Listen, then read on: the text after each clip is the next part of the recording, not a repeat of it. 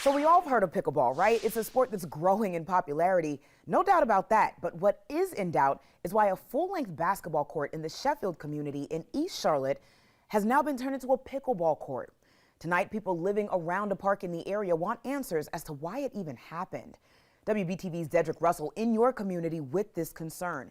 He joins me now live in studio. So, Dedrick, how will neighbors sound off about this? Well, Siobhan, neighbors will bring up their concerns at a meeting that will happen in about an hour. Now, here are the sticking points. First, the lack of communication the community claims happened. And second, the optics. People, including the county leader, say it does not look good to get rid of a full basketball court that serves one population and replace it with a pickleball court that serves a different population.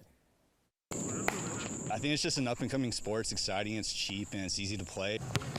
I try to get here about every day. It's pickleball versus basketball here at Sheffield Park. Recently, Park and Recreation spent $22,000 to create this pickleball court. It replaced the full basketball court that has been at this park for years. Remnants of that court can still be seen. Neighbors on the east side love this new addition.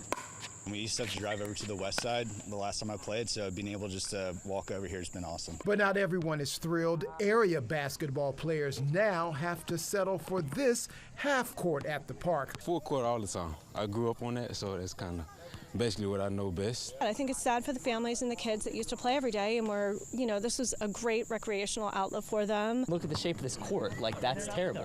There's a crater in the middle of that court.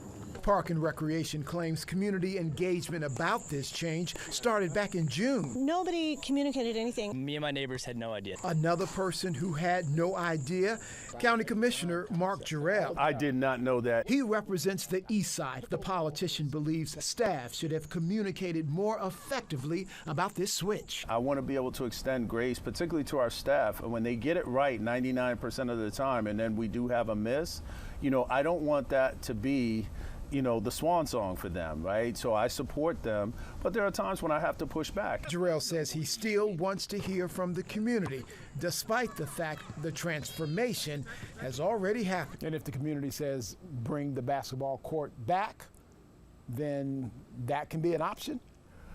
We'll have to talk to Park and Rec. I think we should have both, not just this. Well, tonight's meeting starts at 7 p.m. at Eastern Hills Baptist Church, and of course, we will be there to see what happens. Now, another concern is this. Park and Rec tells me the plan is for 55 more pickleball courts to pop up in neighborhoods all across the county. Neighbors and County Commissioner Jarrell want to make sure extensive dialogue happens beforehand, so no community will be caught off guard. Siobhan?